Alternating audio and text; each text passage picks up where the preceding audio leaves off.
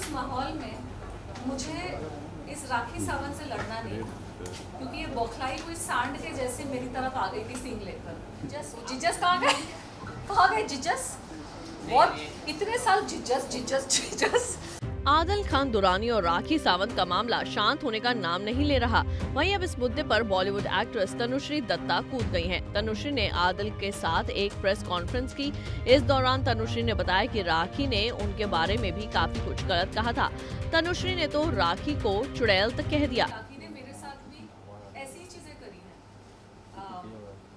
आप लोग अगर YouTube पे देखेंगे, राखी ने 2018 में 5 से 6 वीडियोस बनाए थे, प्रेस कॉन्फ्रेंसेस बुला के, और बहुत ही अग्रेसिवली, बहुत ही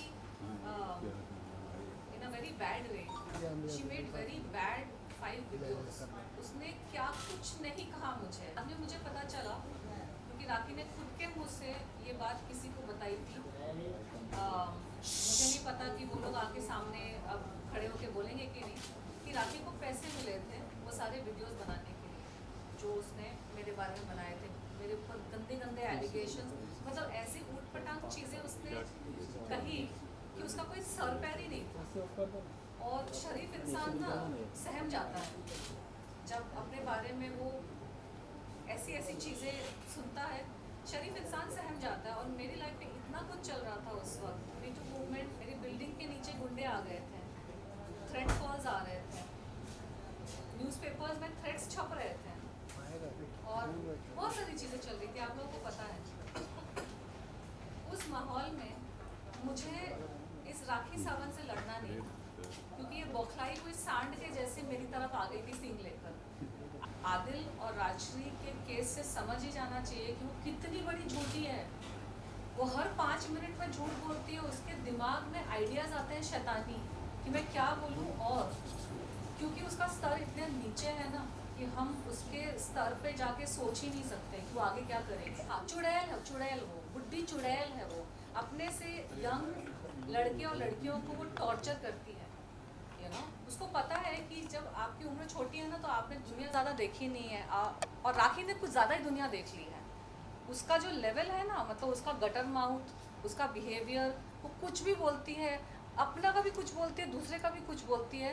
तनुश्री कहती हैं कि राखी को उनसे जलन है। वहीं आदिल ने बताया कि राखी ने अपनी मां के नाम पर लोगों को लूटा है। उसको ना जलन हो गई थी मुझसे। उसको मेरे जैसी लड़कियों से जलन होती है, क्योंकि मैं कल की आई, मैं उससे यंग भी ज़्यादा हूँ, मैं अच्छे फैमिली से हूँ। ये भगवान की कृपा है कि मैं आई बॉलीवुड में, और मुझे कोई किसी गंदगी में मुझे इन्वॉल्व नहीं होना पड़ा। वो इसलिए क्योंकि मैं सोच के ही आई थी कि मुझे किसी गंदगी में इन्वॉल्व नहीं होना है। सपने देखा राखी को, वो फटीचर हालत में घूमती थी। आदिल की एंट्री हुई तो अचानक से उसका थोड़ा स्टेटस बढ़ा। अब आदिल साइड हो गया तो गाड़ियाँ भी साइड हो गई, सब तो सामने दिखता है, झूठ बोल रही है। कहा था जब तक माँ थी, माँ के नाम से भी वो पैसे ही एंटती रही सबसे, कि माँ को कैंसर है, माँ की दवाई, माँ का वो, माँ का ये, माँ के बेड के लिए पैसे दो, माँ के इंसुलिन के लिए पैसे दो, ये बोल के एंटती रही। हमारे पेरेंट नहीं है क्या? आप लोग जानते भी हो हमारे पेरेंट्स के, मेरे पेरेंट्स के पे क्या क्या बीती है। जब मैं जेल गया था, अच्छा खासा लड़का, उनका एक ही बेटा हूँ मैं, लोता बेटा, लेके जाके आप जेल में डाल दो। क्या रीज़न के लिए? No reason. 2 केसेस में उसने 2 लड़कों को सुसाइड करवा दिया। वो न्यूज़पेपर में भी आया था, और राखी के ऊपर अबेटमेंट टू सुसाइड का मुकदमा भी चला था। उसका क्या हुआ मुझे नहीं पता। राखी की पहले से आदत है शरीफों के ऊपर गंदे गंदे एलिगेशंस लगाओ। उसका क्या हुआ नहीं, उसका केस भी हुआ था, केस 4 साल चला, उसके बाद केस बंद हो गया, बिकॉज उनके पेरेंट्स बेचारे आके लड़ नहीं पाए केस को। ये गंदगी करती है। हाँ, बिकॉज गुंडे मवालियों बेटा खोने के बाद ना सबकी हिम्मत नहीं होती एक नॉर्मल इंसान की कि आके वो लड़े। वो जिजस कहाँ गए, कहाँ गए जिजस? बहुत इतने साल जिजस जिजस जिजस। हाँ, कहाँ गए तेरे जिजस? मैंने तेरे जिजस को बोला था। हाँ, मैंने तेरे जीजस को बोला था 2018 में, ये आपको भी धोखा देने वाली है। मैंने exactly I had used these words. I said जिस दिन इसको कोई मिलेगा ना जो फ़ायदा होगा उसको, धर्म बदल के थोड़ा ढकोसला करके, कि धर्म एक सेंसिटिव टॉपिक है। सामने वाला कोई नमाजी मिल गया, आप उसके सामने आप प्रिटेंड करने लगो कि अरे मेरा मुझे सना खान बनना है, मुझे ये बनना है। तो राखी मेरे पीछे 2007 से पड़ी है।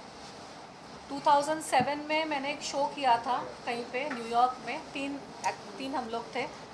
वो वहाँ भी मेरे से बार बार आके बात करने की कोशिश करती थी। हम लोग वीज़ा के लिए गए, पीछे पीछे आके बात कर रही है। हम लोग न्यूयॉर्क पहुँचे, एक तो एयरपोर्ट से गाड़ी लेके निकल गई, हम दो और भी हैं। हमको वेट करना पड़ा था 1 घंटा एयरपोर्ट पे। होटल रूम पहुँचे तो सबसे पहले राखी सावंत का फ़ोन आ गया, क्या कर रही हो, मैं भी आऊँ क्या? बोले ये इतना क्यों मुझे मतलब पीछे पड़ी है, मुझे नहीं करनी इसके साथ दोस्ती। मैंने उसको तब टर्न डाउन किया। एयरपोर्ट पे जब मिले थे, उसको मेरे पास ही आके बाजू में बैठ के बात करना है मेरे को। उस वक्त वो कन्वर्ट करने की कोशिश कर रही थी, खैर उसका वो मुद्दा मैं नहीं उठा रही हूँ। वो जब भी उसको मौका मिलता है, मीटू के टाइम पे उसने प्रेस कॉन्फ्रेंसेस किए, उसके हफ्ते भर बाद मेरी पीआर को फ़ोन करके बोलती है मुझे तनुश्री के साथ प्रेस कॉन्फ्रेंस करना है और उससे माफ़ी मांगनी है। इस बीच तनुश्री ने एक्टर नाना पाटेकर को लेकर भी अपनी भड़ास निकाली। उस वक्त तो पिक्चर बिक नहीं रही थी, उनकी औकात वो है कि वो पिक्चर बेच नहीं पाते हैं। Then they have to approach people like me to do a song और a guest appearance to sell their movie. तो नाना पाटेकर की औकात 2008 में भी नहीं थी कि वो अपने बलबूते पर पिक्चर बेच सके, और आज भी उसकी औकात नहीं है कि वो अपने बलबूते पर पिक्चर बेच सके। इसीलिए वो मीडिया को थोड़ा इंस्टिगेट करेंगे कि तनुश्री को जाके क्वेश्चन पूछो इस मूवी के बारे में। फिर तनुश्री ज्वालामुखी बन के कोई आंसर देगी तो बेचारे उनकी जो एक छोटी मोटी फिल्म, तो ये सब सड़कों पे आ ही चुके हैं, सड़कों पे आके पिक्चर बनाई है और उसकी प्रमोशन के लिए भी आज मेरी ज़रूरत है। तो 2008 में भी उनकी वही औकात थी, आज भी उनकी वही औकात है, मुझे उनका प्रमोशन नहीं करना। नारी से जुड़ी मोर अपडेट्स के लिए हमारे इंस्टाग्राम को फॉलो, फेसबुक को लाइक और यूट्यूब चैनल सब्सक्राइब करना ना भूलें।